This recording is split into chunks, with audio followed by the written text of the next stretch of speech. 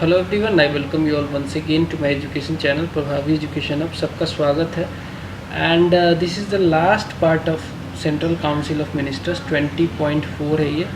Make sure that you have also watched my previous videos, they are equally important and make also sure that you have subscribed to my channel and you have also pressed the bell icon so that you can get the notification whenever I upload the video।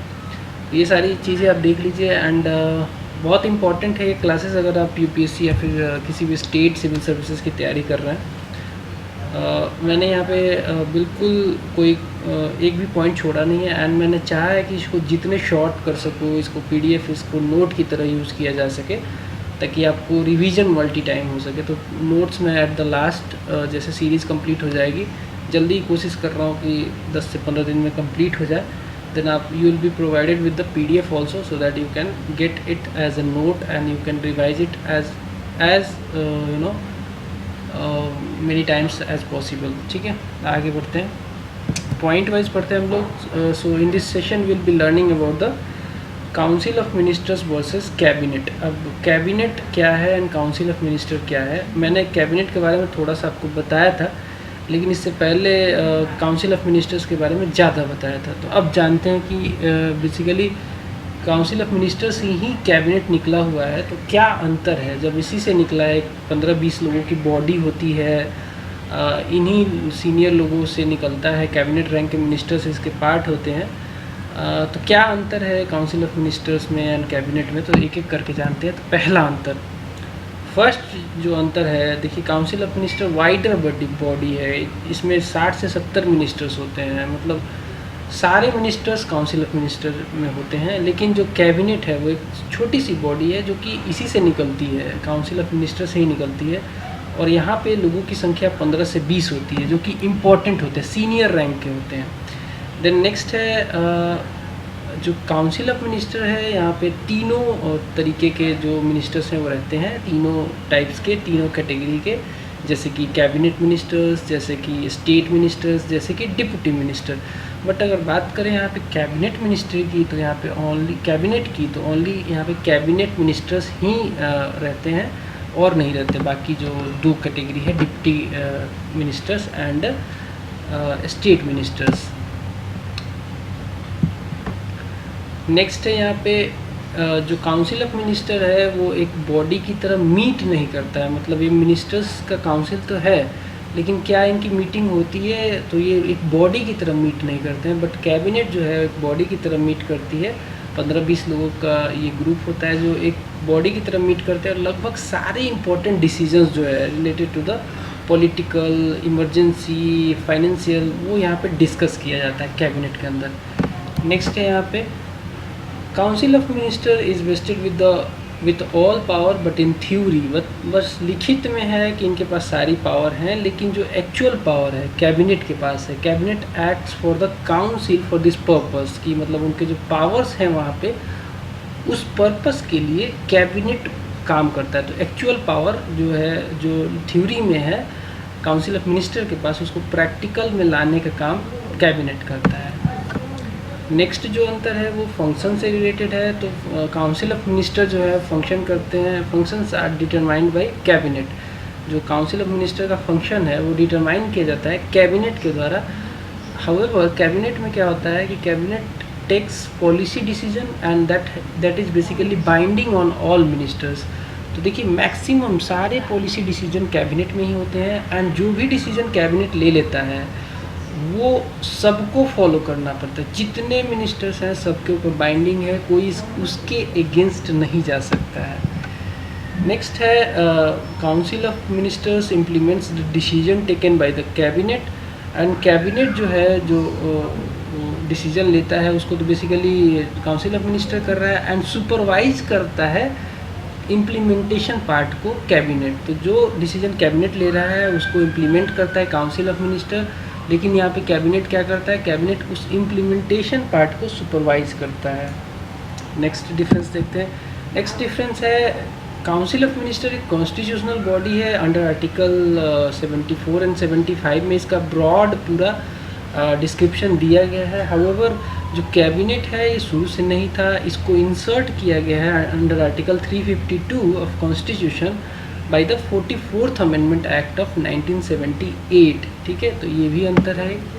अब अगला जो अंतर है, collective responsibility होती है council of minister की लोकसभा को, और कैबिनेट की किसी को कलेक्टिव रिस्पॉन्सिबिलिटी नहीं है। ये इन्फोर्स करवाता है collective responsibility of the council of minister. मतलब ये बोलता है कि आपको इसको करना है। देखिए, कलेक्टिव रिस्पॉन्सिबिलिटी लिखित में है कि लोकसभा को होनी चाहिए काउंसिल ऑफ मिनिस्टर्स की अंडर आर्टिकल 75, लेकिन उसको इन्फोर्स कौन करवाता है? इन्फोर्स करवाता है कैबिनेट। तो ये सारे कुछ अंतर हैं कैबिनेट और काउंसिल ऑफ मिनिस्टर्स से। हालांकि कैबिनेट निकला काउंसिल ऑफ मिनिस्टर से ही है, लेकिन बहुत स्ट्रॉन्ग बॉडी है ये, इसके इशारों पे नाचते हैं काउंसिल ऑफ मिनिस्टर्स वाले।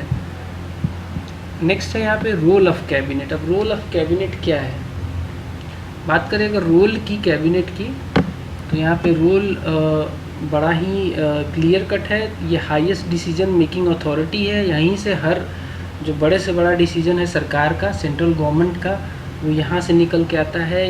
ये एक चीफ पॉलिसी फॉर्मुलेटिंग बॉडी है। यहीं से मैक्सिमम जो देश के लिए, सेंट्रल गवर्नमेंट के लिए जो पॉलिसी बनती है वो यहीं से डिसीजन होकर आता है। बेसिकली 15-20 लोगों का ग्रुप होता है।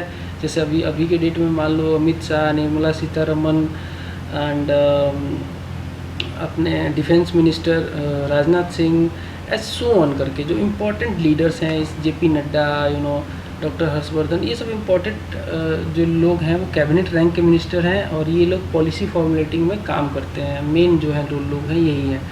They are also supreme executive authority. तो जो भी एक्सिक्यूशन के लिए पार्ट जो रिस्पॉन्सिबल है वो कैबिनेट ही है। जो डिसीजन आता है उसको एक्सिक्यूट कराना भी कैबिनेट का ही काम है। Next, they are chief coordinator of central administration, coordinate करते हैं हर मैटर को, and they act as an advisory body to the president and its advice is binding on him. तो भाई देखो, कैबिनेट की तरफ से जो भी एडवाइस जाता है प्रेसिडेंट को, वो बेसिकली कहलाता है काउंसिल ऑफ मिनिस्टर्स। मतलब आर्टिकल 74 में ये है कि काउंसिल ऑफ मिनिस्टर होना चाहिए हेडेड बाय पीएम, बट जो एडवाइस एक्चुअल जाता है वो जाता है कैबिनेट से। तो एक एडवाइजरी बॉडी की तरह भी काम करता है।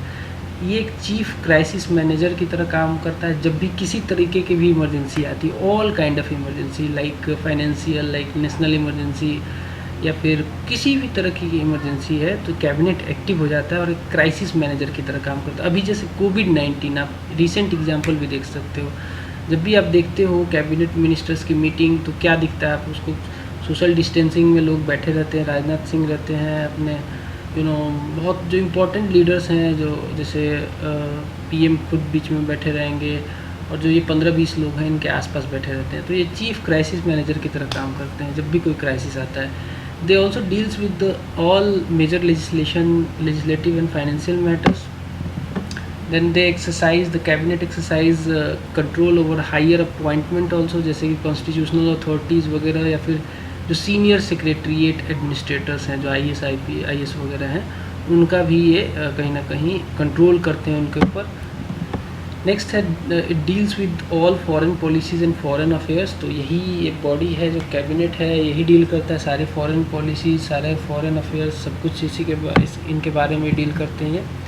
अब इनसे भी छोटा एक किचन कैबिनेट होता है। ये किचन कैबिनेट है क्या यार? आजकल देखा जाता है जो मॉडर्न जो डेमोक्रेटिक कंट्री हैं, इनफैक्ट इससे बाहर USA भी नहीं है, इंडिया में तो है ही ये चीज़।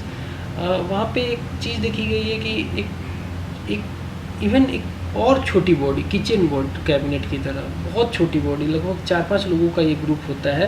तो it consist prime minister and 2 to 4 influential people, जो कि जिनमें प्राइम मिनिस्टर को बहुत ज़्यादा फेथ होता है, बहुत ज़्यादा कॉन्फिडेंस होता है।